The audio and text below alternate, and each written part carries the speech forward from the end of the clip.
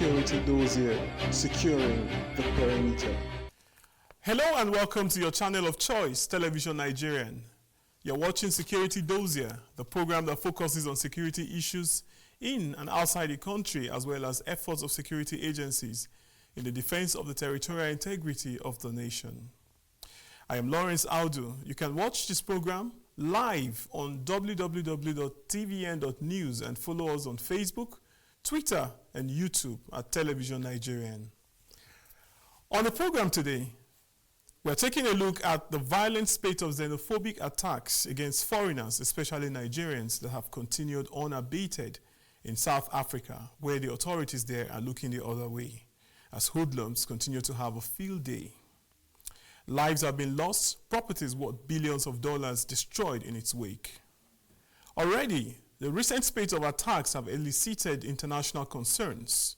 Interestingly, major Nigerian stars like Burna Boy and Tiwa Savage have called off their concerts in South Africa, while the Zambian football team has also cancelled their international friendly with the South African national team. In a related development, the World Economic Forum has expressed concerns that several African leaders are boycotting its meeting in Cape Town over the recent violent protests and attacks on foreign nationals. Reports have emerged that the presidents of the Democratic Republic of Congo, Malawi, Rwanda, and Nigeria will not be heading to the event. It has also been said that other African nations will also boycott the event due to the recent spate of violent attacks on African nationals in Gauteng. To discuss these issues and many more on the program, I have online from Nairobi, the Kenyan capital, an international television journalist and former producer with CNN, who has spent over 15 years working and reporting crisis in Africa, Mr. Daniel Funard. Mr. Funard, you're welcome to Security Dossier. Hi, Lawrence, and thank you for having me on Security Dossier today. We have seen xenophobic crisis countless times, but why always in South Africa? The first point I think I should make is that South Africa does have a modern economy in many of its big cities. There's good infrastructure in terms of roads, in terms of ports, in terms of transportation and shipping. And you have lots of immigrants that have taken advantage of this because they're filling a gap where South Africans aren't doing the work. The second thing to keep into consideration is that many of its neighbors are landlocked. So having access to South African ports means that these Zambian truck drivers have business getting to Zambia or to other locations that don't have ports. I think that the Nigerians that are having problems in South Africa have been taking advantage of a modern economy and also a good education system. So it's an opportunity to go to school, to make connections, and to move forward. It really comes down to what the government's going to do about this situation to make things better for foreigners in South Africa. What should the South African government do to stem the tide? Well, Lawrence, there are several things the South African government can do. Number one, they can tone down the rhetoric from their own. The Deputy Minister of Police has come out with some very inflammatory statements about how immigrants are dominating the South African economy. They need to go on TV and talk to people about behaving in a law-abiding fashion, talk about the importance of immigrants in their country to helping things getting forward. Of course, one of the big reasons that these riots and these attacks are happening is because of unemployment, and the government has squirreled away lots of money in various corruption scandals, so they do need to find money for infrastructure projects and for youth employment projects that would help take away some of the edge of what people are feeling about those around them. But let's face it, these people that are in the country from other countries are working, and they're finding something to do. Whether some South Africans feel that it's unfair that they've got their jobs, most immigrants take jobs that other people don't want or other people aren't doing. So either the South African government finds things for people to do in South Africa, or they make people understand that it's necessary to have these people in the country to get things done. Mr. Funard, which countries' national are targeted the most in this crisis? While there are many Nigerians that are being targeted right now, And this has gotten big headlines because Nigeria is a country with a vibrant media and a large population and celebrities who have decided to take action over this. The majority of the people that have been suffering from these xenophobic attacks have been from Zimbabwe, Zambia, and even Somalia. The Ethiopian government has even issued a warning to business owners from their country that are in South Africa. So it's the neighbors that are suffering the most, but it's not really an issue of who is suffering the most. It's an issue of what should be done about this so that people can work in South Africa. And this, South Africa is the second largest economy next to Nigeria in Africa. It's a fairly modernized economy, as we talked about before. But it's an example to the rest of the developing countries in Africa, like Kenya and Ghana, that they may have similar problems as well if they don't address youth unemployment, if they don't make sure that immigrants feel at home, that they don't stress the need for Africans to get along. Again, is there a possibility that this could lead to any kind of war, like armed conflict between South Africa or African nations, since the crisis has continued unabated? No, Lawrence, this is not going to lead to armed conflict between South Africa and any African country, including its neighbors. South Africa has a bigger military than most of its neighbors, but I don't really think that's the deterrent. One African country hasn't attacked another for quite a long time now, and disputes are settled in other ways. I think it is important for the South Africans to get ahead of this security-wise.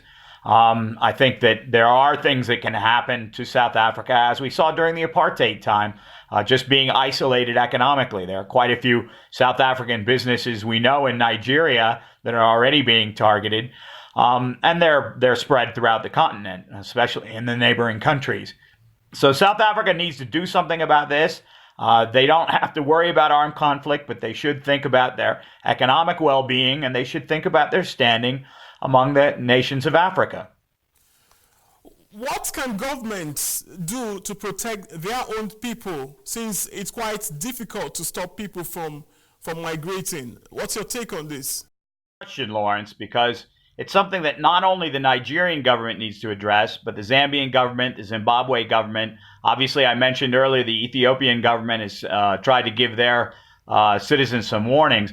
I think more than giving warnings, what these governments need to do is try to get into a dialogue with the South African government.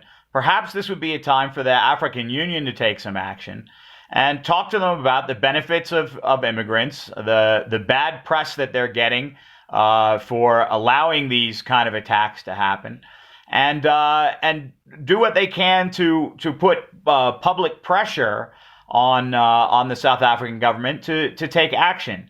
I really think that just sitting back and saying, well, you're fending for yourselves, isn't good enough. I think that there are diplomatic ways to go about trying to curb the actions of those that are being, allowed to or not prevented from taking violent action. Nigeria has since recalled its ambassador to South Africa and boycotted the ongoing World Economic Forum taking place in Cape Town. Do you think, Daniel, that this is a step in the right direction? Well, Lawrence, these new developments really do show the Nigerian government is taking this situation seriously. They really should have an opportunity here to take a leadership role throughout Africa on this issue. It's not just their citizens that are being attacked, and they can tie the treatment of other African citizens to the treatment of their own in terms of their actions. Recalling their ambassador obviously is something very serious. Boycotting a major international event shows that they're very serious about things. I don't know how the South African government will respond, whether they're going to feel that they need to take actions against Nigeria as kind of some kind of tit for tat, or whether they will look at this and say, listen, we don't need the bad publicity. We really need to dig ourselves out of this quickly with some immediate action. I would hope that's the case.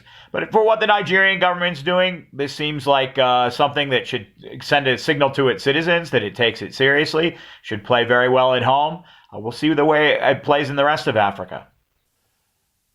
Now, what does this whole issue mean for the future of Africa? I'd like to get your view on this. Well, Lawrence, it's hard to tie this directly to the kind of white nationalism that Trump is being accused of in the U.S. or the kind of nationalism that we've seen in Britain or more severely in Eastern Europe recently. There may be some politicians in South Africa taking a page out of Trump and others' book by fanning the flames of ethnic division and accusing foreigners of hurting the economy and causing unemployment, when actually a lot of this has to do with corruption in the South African government and their lack of attention on the needs of their own citizens. So, the idea that people are out there attacking immigrants in other countries people aren't watching that on TV in South Africa and going, well, we ought to do this too. I think some of the messaging that comes out of people in positions of authority in South Africa do reflect the kind of thinking or the kind of actions that have taken place elsewhere and are dangerous for South Africa's future and for Africa's future as well. What this says about the future of Africa, I think, is that these kind of conflicts are going to happen. Africa is experiencing globalization like other countries around the world are. The African continent is going to integrate itself. There have been nascent attempts at economic integration with ECOWAS in West Africa, with the East African community in East Africa, with similar efforts in South Africa and elsewhere. There are going to be people crossing borders. There are going to be people that speak different languages and have different customs that aren't from the places that they end up. And this is it of course is a bad situation for those who are being attacked. It's a bad situation for people that are trying to deal with this on the ground. It's a bad situation for people whose livelihoods are going to be hurt by this. But in the long run, figuring out an African solution to this, coming together, as I mentioned before, at the African Union, or negotiating between governments. Really, it would be better if this isn't just a bilateral solution between Nigeria and South Africa. If Nigeria takes leadership for this regionally and continent-wise and says, listen, we're going to stand up for people who are victimized wherever it is, when it happens in an institutional manner, I think this actually could be good for Africa's future. Figuring this out, I know my sympathy goes out to those who are being hurt by this right now, but figuring this out and moving forward and coming up with a paradigm that can be used for future conflicts when there's lots of foreigners in some countries. And, right here in Kenya, we have a huge population of Somalis that have integrated themselves very well. It hasn't been without problems.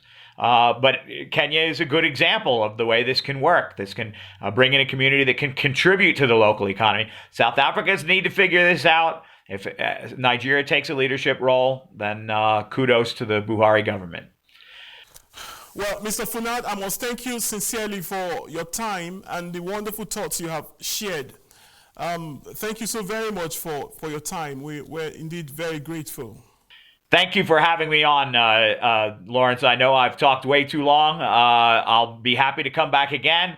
And hi to all Security Dossier fans. This is a fine program. I hope you've enjoyed today's edition.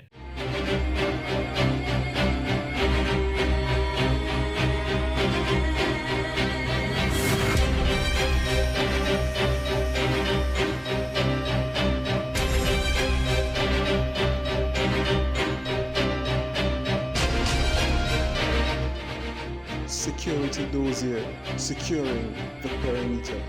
Now, there is a lot of expectation from the local government areas which, with respect to the provision of security. I had a conversation earlier with the council chairman of Otukpo local government of Benue State, and here are some of his views. Otukpo local government for some time now has been notorious for cultism and several other security challenges. What does this mean to you? The issue, I think the issue started sometime in September last year, September, October, November. So what I did within that period, I had to go around virtually the community with the first class and second class chiefs within my community. went to churches, mosques, and spoke to community leaders. And I tell you, we're able to curb that. And you agree with me that since January till date, that Otukpo local government is now a model that other local government copy how we're able to curb the insecurity problem, especially the court-related issue. Talking about communal clashes, I understand that there are some communal clashes around Otukpo and Obi local government. And also the issue of herdsmen invasion in Benue State has been a loud cry. What's your reaction to this? I will talk briefly on the herdsmen, but you know that is peculiar to one area of Benue State, the Zone A and the Zone B speaking area. And for the Zone C, we've been able to stop that too, because for us, we ensure that they go strictly by the law, the anti-open grazing law. But then we have some stubborn headsmen within that Zone A and Zone B. For whatever reason, they know that the law is in existence, but they keep pushing in. I think the federal government too should come to the aid of the state government to ensure that the law is observed to the letter. No, the communal people will definitely have different views, but to some extent, I think for we and Obi, we've been able to maintain a cordial relationship, because the last we had communal clash, I think it was about 3-4 years ago, and the most important thing is for both local government chairmen and the chiefs from both local government to meet on periodically to look at things affecting both communities. That would definitely avert clashes between both communities, and that we've done over the years. So it's been peaceful. In spite of your giant strides in terms of ending court-related crisis in Otukpo local government, there is still the issue of youth restiveness, drug abuse, and what have you. Going forward, what do you intend to do? How do you intend to provide a saner local government for people to come back to life again? On the drug abuse, we are working with NDLE. They are organizing seminars for youths. They are telling them the effect of using drugs, and especially banned drugs. And we're also talking with other security agencies too, because you know there is a law against that too.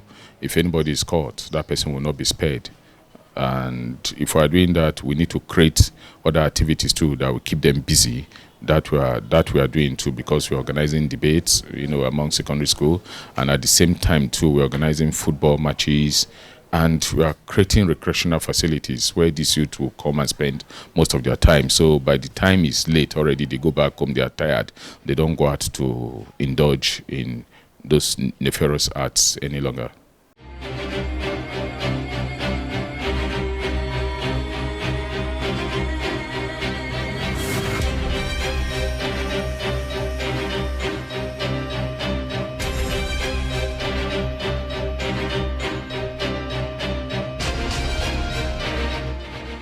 Security Dossier, securing the perimeter. Welcome back. Africa, and indeed Africans, have got to understand that we are a people, one people with a common destiny. We must learn to love and tolerate each other so that we can grow and develop our lands. If Africa burns, the world will still move on. Say no to xenophobia. This is where we draw the curtains on the program today. Until we come your way again next time with another interesting edition, I am Lawrence Audu. Bye for now.